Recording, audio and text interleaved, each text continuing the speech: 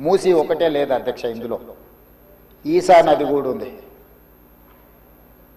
मेरे ख्याल से अकबरुद्दीन साहब को पता है, उस्मान सागर से नीचे भापू घाट तक मूसी नदी आएंगे, हिमायत सागर के ऊपर ईसा नदी है, वो नदी आके बापू घाट में, ये दो नदियों का संगम, इसीलिए बापू घाट वहां बनाए।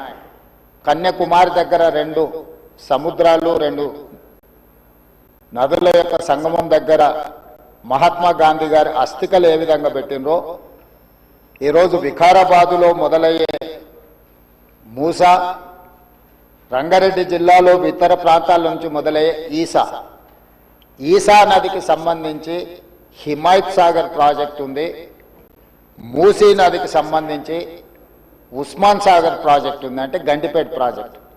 ఈ రెండు నదులు వచ్చి లంగర్ హౌస్ దగ్గర ఏదైతే బాపు ఘాట్ ఉందో అక్కడ ఈ రెండు నదులు కలుస్తాయి.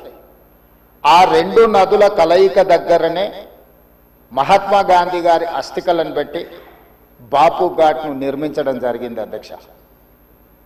ఈరోజు నాగరికత నదీ పరివాహక ప్రాంతంలోనే పెరిగింది.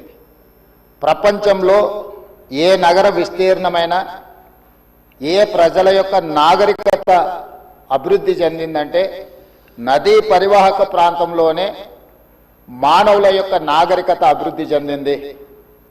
నదీ పరివాహక ప్రాంతాలలోనే గ్రామాలు కానీ, పట్టణాలు కానీ, నగరాలు కానీ నిర్మించడం జరిగింది. ఈ నదీ పరివాహక ప్రాంతంలో నిర్మించిన గ్రామాలు, మనకు ప్రతి ఊరికి ఆనుకొని చెరువు ఉంటుంది. ఊరి యొక్క తాగునీరు, సాగునీరు అవసరాలు తీర్చడానికి పట్టణాలలో కూడా మీరు పెద్ద పెద్ద లేకులు చూసారు. ఈరోజు హైదరాబాద్ నగరంలో కూడా కాకతీయుల నుంచి మొదలు పెడితే కులీ కుతుబ్ షాయిలు, నిజాం వరకు ఈ ప్రాజెక్టులను నిర్మించడం ద్వారా ప్రజల యొక్క సాగునీరు, తాగునీరు అవసరాలను తీర్చడమే కాకుండా పరిశ్రమలను ఏర్పాటు చేయడానికి కూడా ప్రణాళికబద్ధంగా ఆనాటి కాకతీయ సామ్రాజ్యం నుంచి మొదలు పెడితే చివరి నవాబ్, నిజాం నవాబు వరకు కూడా ఈ నదుల యొక్క పరివాహక ప్రాంతంలోనే ప్రాజెక్టులను కట్టడం జరిగింది. ఈరోజు మంజురా నది ఉండొచ్చు, నిజాం సాగర్ ఉండొచ్చు, లేకపోతే ట్యాంక్ బండ్ ఉండొచ్చు, ఉస్మాన్ సాగర్ ఉండొచ్చు, హిమాయత్ సాగర్ ఉండొచ్చు. వరదలను నియంత్రించాలి. 1908లో ఈ నగరం మీద వరద తుఫాను ఉప్పెనై వేలాది మందిని బలిగొన్నప్పుడు నిజాం సర్కార్, నిజాం ప్రభు మనసు చెల్లించి ఈ సమస్యకు శాశ్వత పరిష్కారం చూపించాలి అని చెప్పి ప్రపంచ స్థాయిలో ఆ రోజుల్లోనే టెండర్లు పిలిచి సాంకేతిక నిపుణులను నియమించి మోక్షగుండం విశ్వేశ్వరయ్య ద్వారా శాశ్వతంగా ఈ నగరానికి వరద ముప్పు నుంచి రక్షించడమే కాకుండా తాగునీటి సమస్యను పరిష్కరించడానికి 1908లో నిజాం సర్కార్ ఈ కార్యక్రమాన్ని, ఈ ప్రాజెక్టును చేపట్టడం జరిగింది. 1921-22కు ఉస్మాన్ సాగర్, హిమాయత్ సాగర్ ప్రాజెక్టులను నిర్మించి ఈ రోజుకు 105 సంవత్సరాలైన ఈ పట్టణం నగరం మహానగరంగా విస్తరించిన 105 సంవత్సరాల క్రితం నిజాం ప్రభు నిర్మించిన ఉస్మాన్ సాగర్, హిమాయత్ సాగరే హైదరాబాద్ ప్రజల యొక్క దాహార్తిని, ప్రజలకు పాపులర్గా గండిపేట నీళ్ళు అని తెలుసు. హైదరాబాద్కి ఎవరైనా వచ్చి కొంచెం హుషారైతే గండిపేట నీళ్లు అడ్డట్టున్నాయని అంటుంటారు మనోళ్ళు పెద్దలు. అంటే గండిపేట నీళ్లలో, వికారాబాద్ నుంచి వచ్చే నీళ్ళల్లో ఒక గొప్ప మహత్వం ఉంది. వికారాబాద్ అడవి ఏదో పిచ్చి మొక్కలతో మొలిచిన అడవి కాదు అధ్యక్ష, వనమూలికలతో కూడుకున్న అడవి. వఖారాబాద్ కా హవా లాఖోं का దవా, అంతేనా అధ్యక్ష? లాఖో మరీదోం కా దవా. టీబీ వచ్చిన వాళ్ళని తీసుకెళ్లి వికారాబాద్లో వదిలేస్తే అక్కడ 3 నెలలు ఉంటే నేచరే వాళ్ళని క్యూర్ చేసే విధంగా, అంటే నిజాం వికారాబాద్ అడవులను పిచ్చి మొక్కలతో కాకుండా వనమూలికలతో కూడుకున్న చెట్లను నాటి వాటిని పెంచడం వల్ల వికారాబాద్లో టెంపరేచర్స్ తక్కువ ఉంటాయి అధ్యక్ష. హైదరాబాద్లో ఈ చుట్టుముట్టుతుండే టెంపరేచర్ కంటే 2-3 డిగ్రీలు వికారాబాద్ అనంతగిరి కొండల్లో టెంపరేచర్ తక్కువ ఉంటుంది. అక్కడ గాలి, అక్కడి నీరు చాలా గొప్ప వనమూలికలతో కూడుకున్నది. ఆ నీళ్ళే గండిపేటకు వచ్చి ఆ గండిపేట నీళ్ళే హైదరాబాద్ నగరానికి ప్రజలకు తాగడానికి ఇవ్వడం ద్వారా మన ఆరోగ్యాన్ని కాపాడడం కాకుండా మనకు తెలివితేటలను కూడా మెరుగుపరచుకోవడానికి నిజాం సర్కార్ ఇవన్నీ ఏర్పాటు చేసింది అధ్యక్ష. కాలక్రమేణా స్వతంత్రం వచ్చింది, సాంకేతిక నైపుణ్యం పెరిగింది.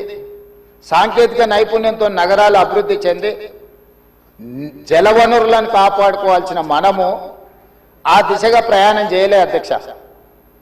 శాశ్వత సమస్యల్ని పరిష్కరించి మన ఆరోగ్యాన్ని కాపాడే జలవనరులను కలుషితం చేయడమే కాకుండా కబ్జాలు పెట్టి ఫామ్ హౌజులు కట్టి ఫామ్ హౌజ్లో డ్రైనేజ్ లైన్లు తీసుకెళ్లి ఈ గండిపేట హిమాయత్ సాగర్ కలిపిండ్రు అధ్యక్ష.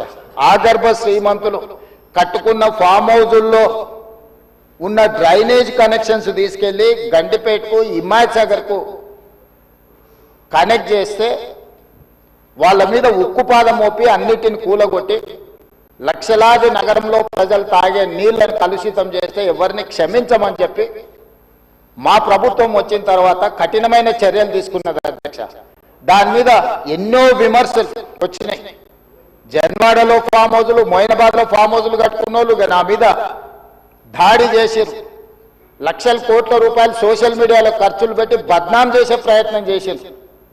అయినా మా సంకల్పం మంచిది, పేద ప్రజలకు మేలు జరగాలన్న ఆలోచనతో ఎన్ని విమర్శలు వచ్చినా వెనక్కి తగ్గకుండా 100% ఆ కార్యక్రమాన్ని ముందు తీసుకెళ్లే ప్రయత్నం చేసి అదేవిధంగా మాకొచ్చిన అవకాశాలలో ప్రపంచంలో చాలా దేశాలు తిరిగినాం అధ్యక్ష.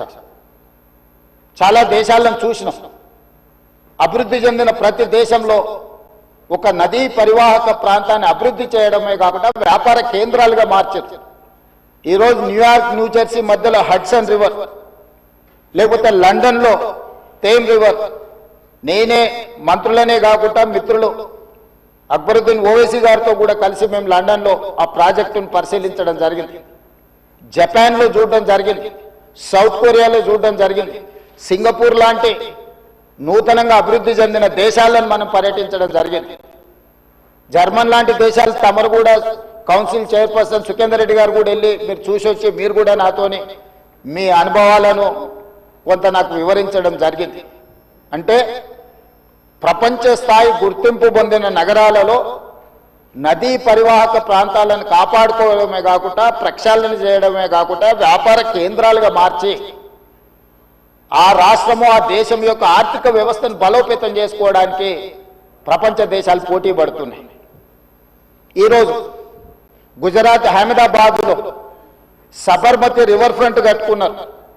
భారతీయ జనతా పార్టీ నాయకులు, ప్రజాప్రతినిధులు గొప్పగా చెప్పుకుంటుంటారు. నరేంద్ర మోడీ గారు, అమిత్ షా గారు గుజరాత్లో సబర్మతి రివర్ ఫ్రంట్ అద్భుతంగా కట్టిరని దాదాపుగా 60,000 ఫ్యామిలీలను అక్కడి నుంచి తరలించింది అధ్యక్ష.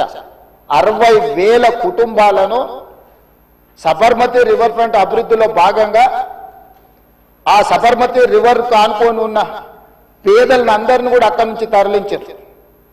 ఉత్తరప్రదేశ్లో గంగానది ప్రక్షాళన చేసి అక్కడ రివర్ ఫ్రంట్ కట్టుకున్నారు.